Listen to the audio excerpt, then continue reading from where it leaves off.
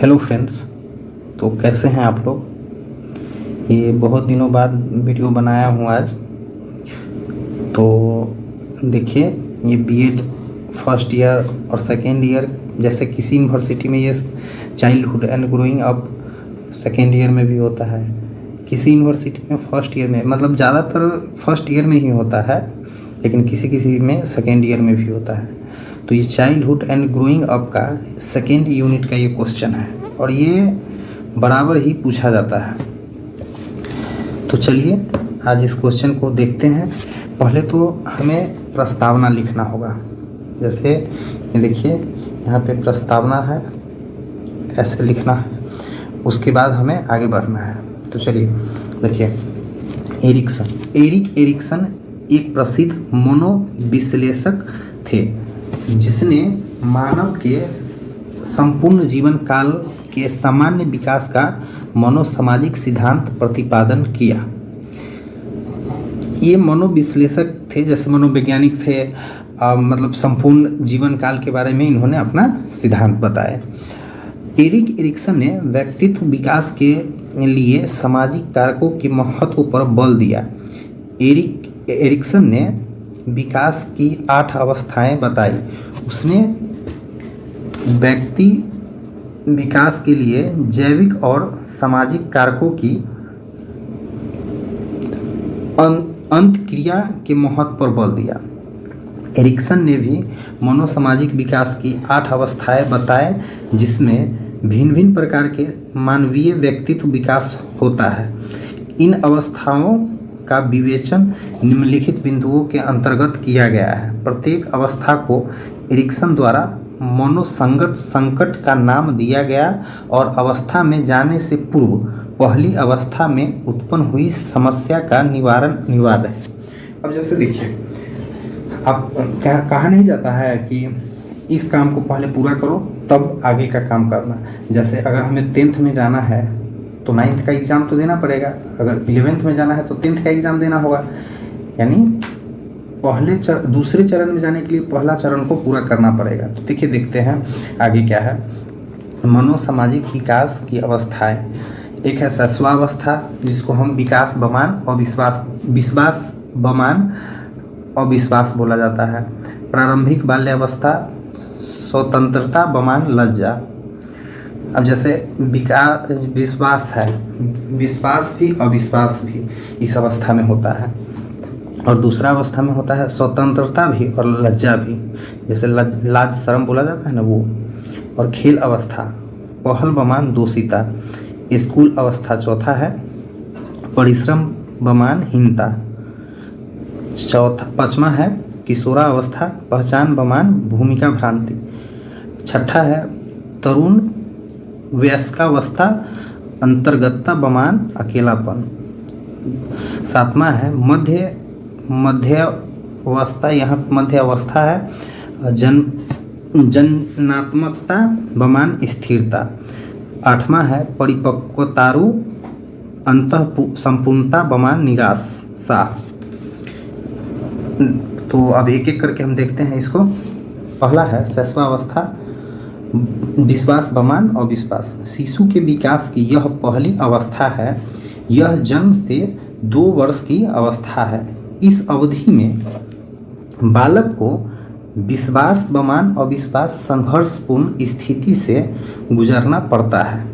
इस अवस्था में शिशु पूरी तरह अपनी माता पिता या अन्य देखभाल करने वाले पर आश्रित होता है। जैसे देखिए, ये अवस्था है ना, तो माता पिता पे या फिर जो, अगर जैसे आपके घर में कोई बच्चा है तो आप ही उसका देखभाल कर रहे हैं, तो वो आश्रित आप पे रहेगा। आगे है, एरिक्सन के अनुसार शिशु के विकासात्मक कार्य में शिशु को यह अर्जित करना होता है कि क्या परिवार या उसकी देख रेख करने वाले उसकी मूलभूत आवश्यकताओं की पूर्ति नियमित रूप से करते हैं या नहीं। जैसे उसको क्या ज़रूरत है, आप पूरा कर रहे हैं कि नहीं कर रहे हैं, ये सब।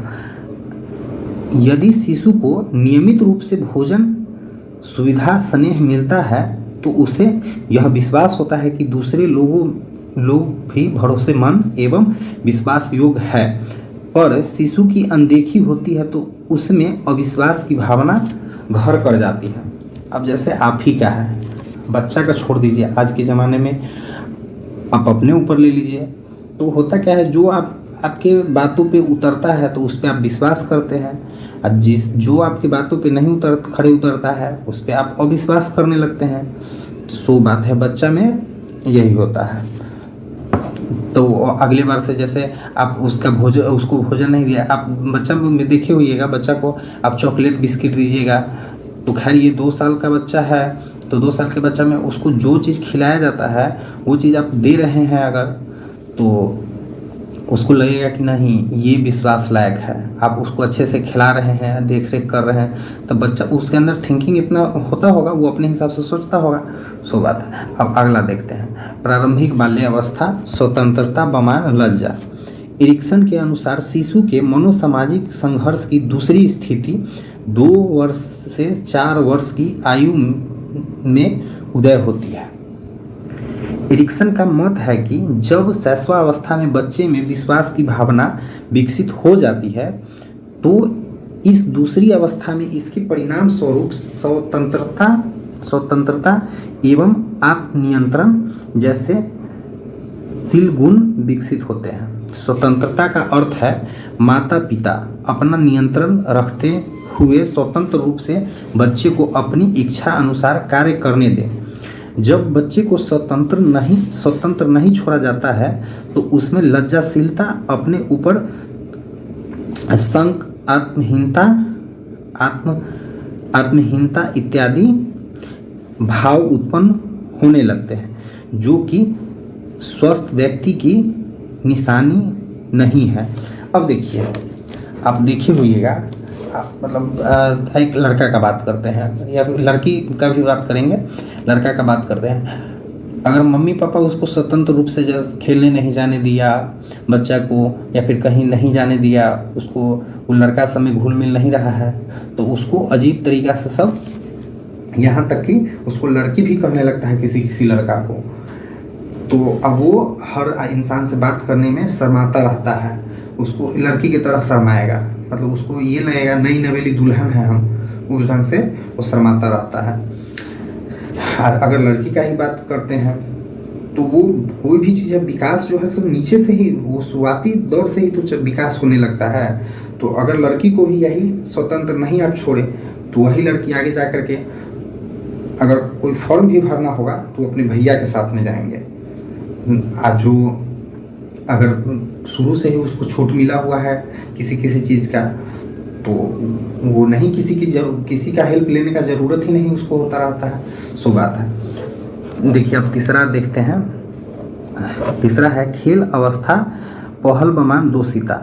यह बालक के विकास की तीसरी अवस्था है और यह 4 से 6 वर्ष की आयु तक रहती है। इस उम्र तक बच्चे ठीक ढंग से बोलना, चलना, दौड़ना इत्यादि सीख जाते हैं। इसीलिए उन्हें खेलने कूदने, नए कार्य करने, घर से बाहर अपने साथियों के साथ मिलकर नई जिम्मेदारियों को निभाने में उनकी रुचि होती है। इस प्रकार के कार्य उन्हें खुशी प्रदान करते हैं। अब जैसे दादाजी हैं, अगर मान लीजिए वो दादाजी किसान है तो वो भी बच्चा है, वो जाएगा दादाजी के साथ में ही आसपास, अगर जैसे कोई होता है ना दुए पे दरवाजे पे अपना जैसे कुछ रोप दिए तो वो भी जाएगा, वो खुरपी कुदाल ले करके और वो कोड़ने जाएगा मिट्टी को। तो वही चीज़, या फिर मम्मी है अगर खाना बना रही है तो वो भी जाएगी, पूरा नहीं आटा उटा सब छीट दिया जाता है बच्चा के द्वारा, तो वही है।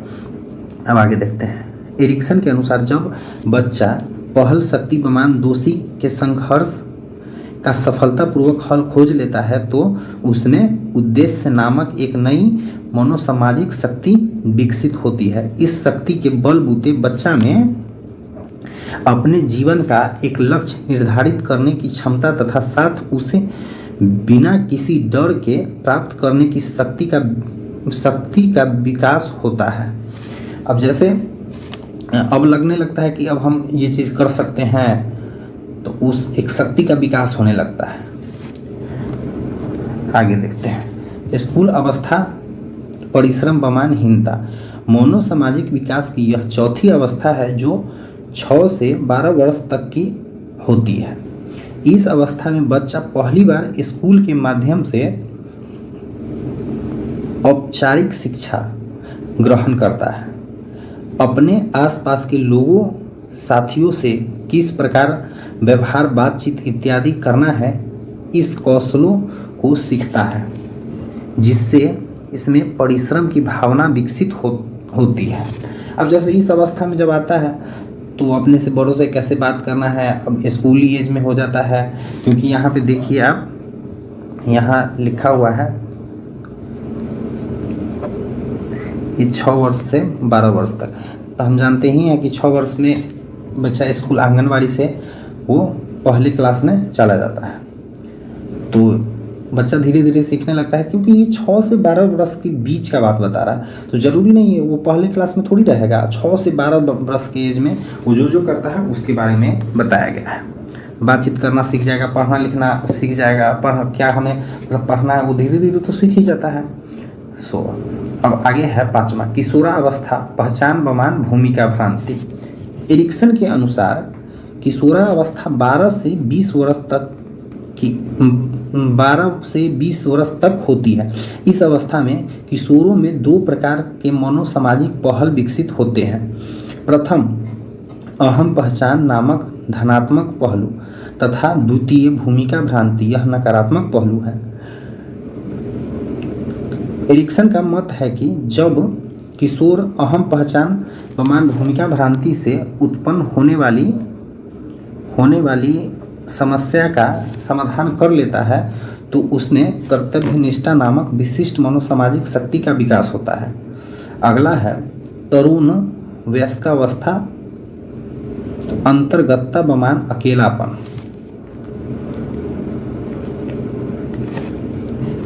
मनोसामाजिक विकास की इस छठी अवस्था में व्यक्ति विवाह का आरंभिक पारिवारिक जीवन में प्रवेश करता है। यह अवस्था 20 से 30 वर्ष तक की होती है। बताइए, अब 20 से 30 वर्ष के बीच का बात बोल रहा है। अब 20 तो जरूरी नहीं है कि कोई 20 वर्ष में ही शादी कर लेता है, 21 वर्ष में ही शादी कर लेता है, कोई 30 प्लस होकर के भी शादी नहीं करता है, तो सो है तो वर्ष तक की होती है। इस अवस्था में व्यक्ति स्वतंत्र रूप से समाज के सदस्यों, अपने माता पिता, भाई बहन तथा अन्य के साथ घनिष्ठ संबंध स्थापित करता है। हाँ, ये एज होता है जो अपने परिवार के लिए, जैसे सही क्या गलत क्या, अपने से छोटे भाई बहन को अपने से बड़े भाई बहन के साथ, माता पिता के साथ वो घुल मिल सा एकदम, उसका प्रॉब्लम मेरा प्रॉब्लम, इस ढंग से हो जाता है। साथ ही घनिष्ठ संबंध स्थापित करता है। एरिक्सन के मतानुसार किसी संबंध को कायम रखने के लिए पारस्परिक समर्पित होने की भावना या क्षमता का होना।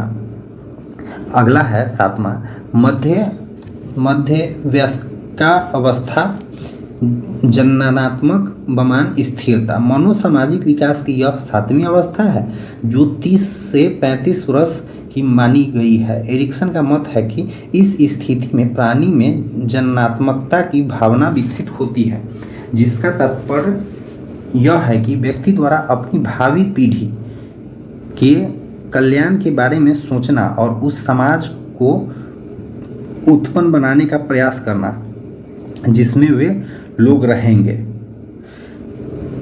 आगे देखिए, अगला है 8वां, परिपक्वता अहम संपूर्णता बमान निराशा। मनोसामाजिक विकास की यह अंतिम अवस्था है। यह अवस्था 65 वर्ष तथा उससे अधिक उम्र अर्थात मृत्यु तक की अवधि है।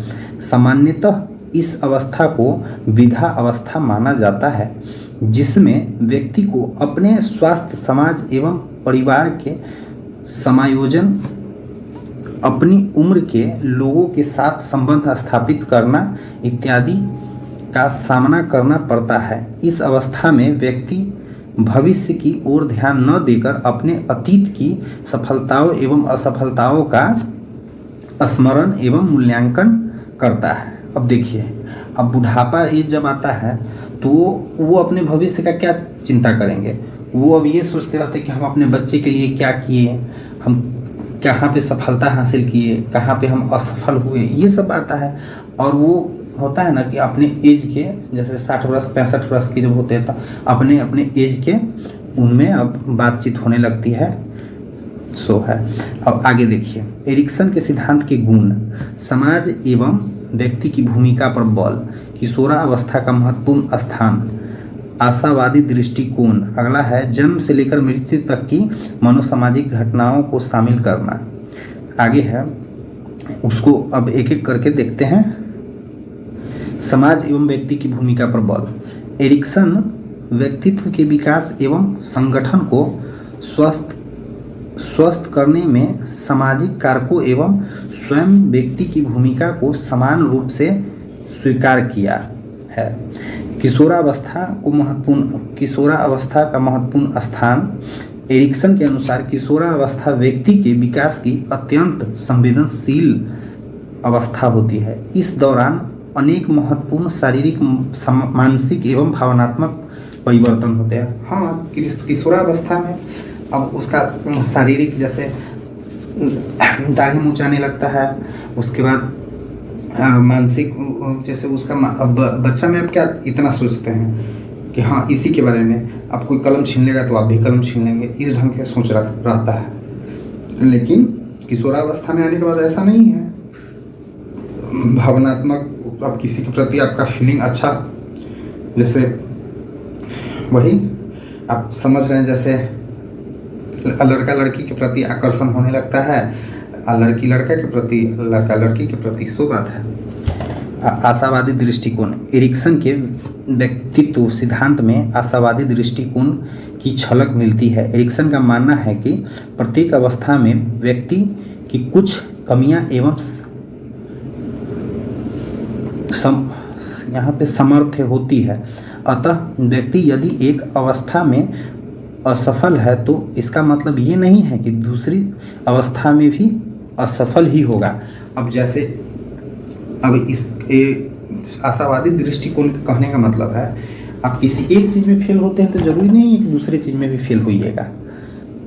वही है यहाँ पे है कि अगर एक अवस्था में फेल होते हैं, अब मान लीजिए 19 साल में आप 19 साल के हैं अगर, तो 19 साल में आप फेल हो गए तो ज़रूरी नहीं कि 20वां साल में फेले होइएगा। सो है। आगे देखिए, जन्म से लेकर मृत्यु तक की मनोसामाजिक घटनाओं को शामिल करना। एरिक्सन ने अपने सिद्धांत में व्यक्तित्व के विकास एवं समन्वय की व्याख्या करने में व्यक्ति के जन्म से लेकर मृत्यु तक की मनोसामाजिक घटनाओं को शामिल किया है, जो इसे अन्य सिद्धांतों से अत्यधिक विशिष्ट बनाता है। अब ऐसे ही यहाँ तक लिख लेंगे, उसके बाद हम क्या करेंगे, निष्कर्ष हर एक क्वेश्चन में देंगे। आपको ऐसे एग्ज़ाम नज़दीक आएगा तो हम आपको बताएंगे और कैसे लिखना है, लेकिन हर क्वेश्चन के नीचे निष्कर्ष जरूर लिख दीजिएगा, चाहे वो 4 लाइन का हो या 5 लाइन का, लेकिन लिखिएगा आप।